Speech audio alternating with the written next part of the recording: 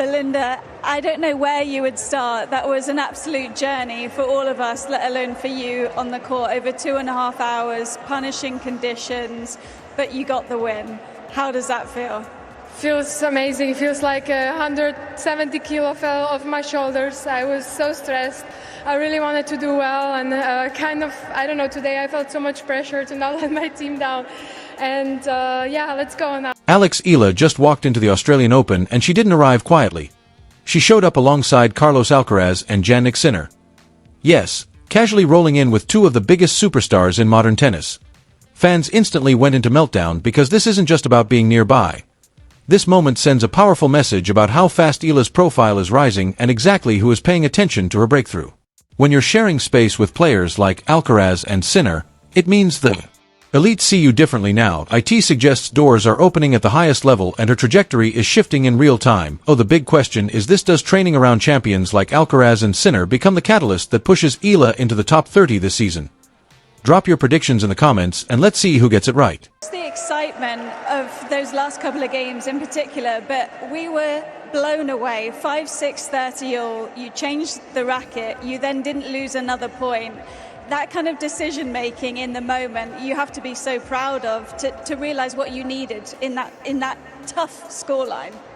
Yeah, I guess finally my brain just turned off and let my instincts take over.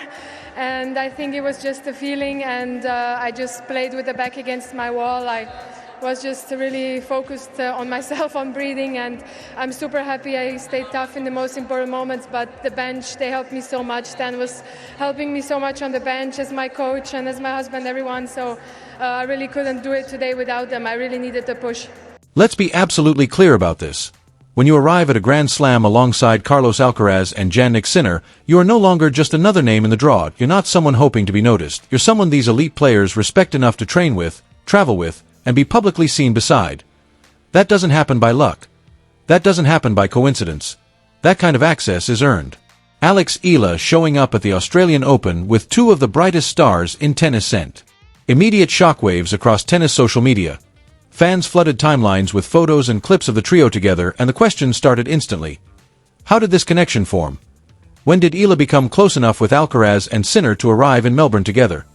And most importantly, what does this say about where her career is headed? You understand that you need context. And that context starts with one place, the Rafael Nadal Academy in Mallorca. Because he came down, Martin, early on in the third, and it was like you knew what you needed in that moment. Stan was trying to put the ice towel on you. It was a real team effort today. Yeah, it definitely was. I at times felt so overwhelmed because you feel like your bench is supporting you so much. I felt so responsible. But Martin, he knows exactly what I need, and we just have this connection, and I think that brought me over the line in the end. That academy is not just another place to hit tennis balls. IT is a proving ground. IT is where raw talent gets stripped down, rebuilt, and reshaped into something dangerous. The Rafael Nadal Academy is designed to do more than teach forehands and footwork. IT teaches players how to survive at the highest level, how to think like professionals, how to handle pressure, how to live inside the grind of elite tennis. This is where habits are forged, where discipline becomes automatic, and where excuses don't exist. You don't walk into this environment unless someone believes you belong there. And Alex Eala didn't just walk in. She earned her place. That detail alone tells you everything you need to know about how seriously the tennis world is now taking her potential. Alcaraz has long-standing ties to the academy rooted in Spain's tennis system and shared philosophies. Sinner, meanwhile, is known for moving through Europe's most elite training hubs during the off-season, sharpening every edge of his game. The fact that Eala is circulating in the same training ecosystem as these superstars is not coincidence, it's confirmation. You don't get invited into those practice sessions unless coaches and top players believe you add value. You don't share courts with champions unless you can push them. You don't hit with Carlos Alcaraz, a multiple Grand Slam champion and former world #1, unless he believes you can match his intensity in practice. And that brings us to timing, because the timing of this Australian Open arrival is almost perfect. Eala didn't show up randomly. She arrived at the exact moment her career trajectory started bending sharply upward. Just weeks ago, she broke into the WTA Top 50 for the first time after a breakout run to the semifinals at the ASB Classic in Auckland. That alone is a milestone, but context matters. For a player from the Philippines, where tennis lacks the massive funding infrastructure and pipeline seen in countries like the United States, Spain, or France, this achievement carries even more weight. Her rise hasn't been cushioned by privilege or shortcuts. T has been built through adaptation, resilience, and relentless work. And when you zoom out, the growth is staggering. 1 year ago, Alex Eala was ranked outside the top 130, grinding through ITF events, flying under the radar, playing matches most fans never see. These tournaments are brutal, long travel, low visibility, and unforgiving competition. They test whether you truly belong in professional tennis. Fast forward to now, she's guaranteed a spot in the main draw of the Australian Open. She's no longer fighting for entry, she's arriving with the elite. That shift is not gradual, it's explosive. The moment everything changed came at the Miami Open.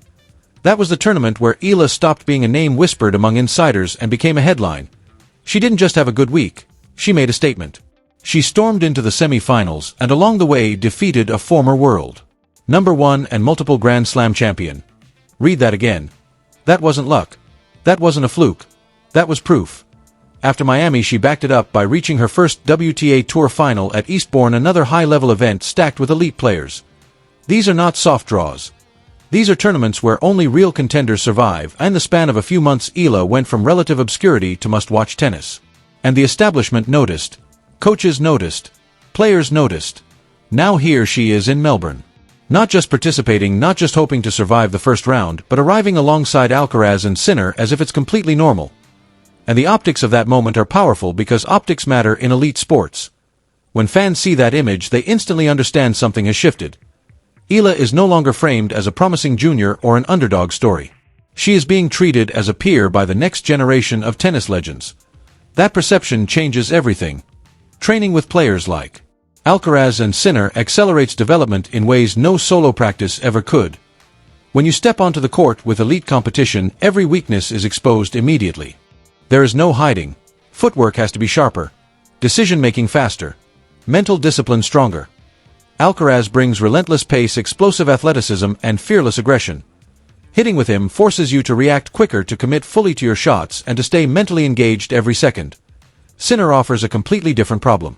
His precision, consistency, and ability to redirect power punish hesitation and poor positioning. Practicing against that style builds patience, endurance, and tactical intelligence. These sessions don't just improve technique. They reshape belief. And belief is everything at this level. There is a psychological shift that happens when you train with champions. The ceiling disappears. The top of the sport stops feeling distant and mythical. T becomes tangible, achievable, because you are standing across the net from players who have already conquered it. That internal recalibration is priceless.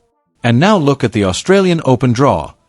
Eala enters Melbourne with almost no ranking points to defend after losing in qualifying last year. That gives her freedom. Every match she wins moves her forward.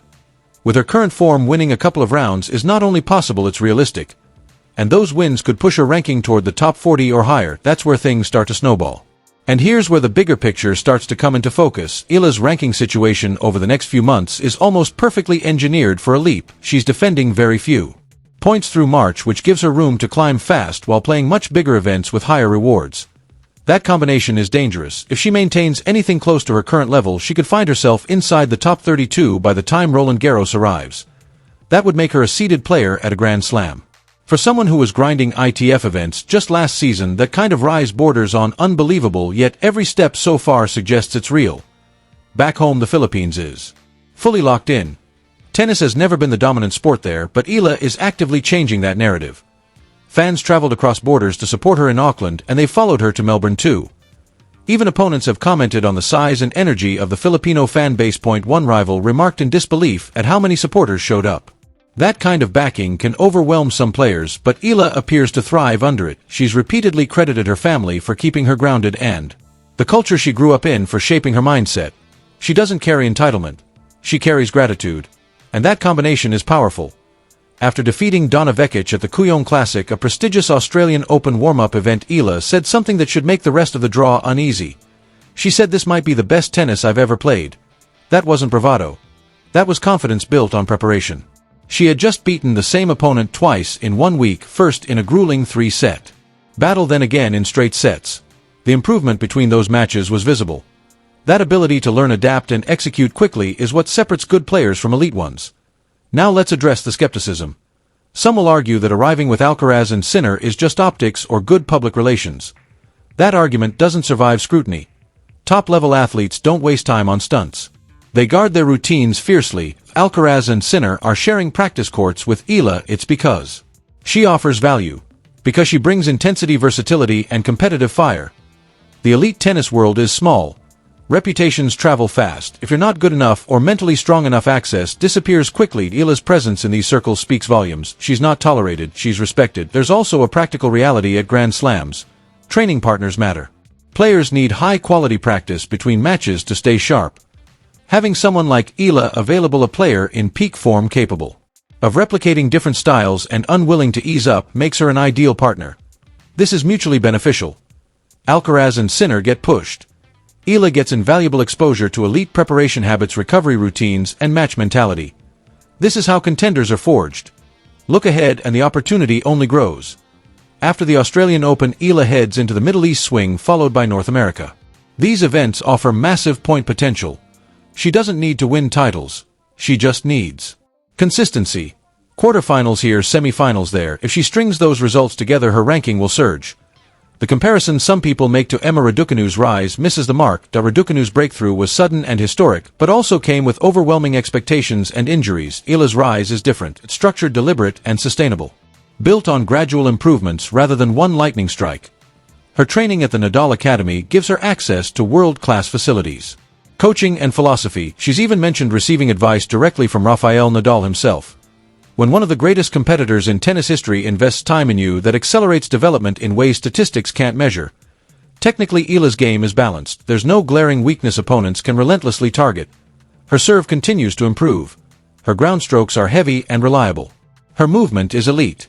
Her mental game, arguably her greatest strength, is unusually mature for a 20-year-old. She doesn't panic.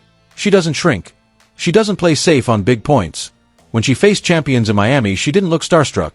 She played to win, and she did. That fearlessness is rare. Many talented players hesitate against higher-ranked opponents. Eala attacks. She trusts her patterns. She competes with intensity that commands respect. The Australian Open will test everything. The conditions in Melbourne are brutal heat, physicality, long matches favoring players who are both fit and mentally resilient. Eala checks both boxes. Her recent performances show she's physically ready.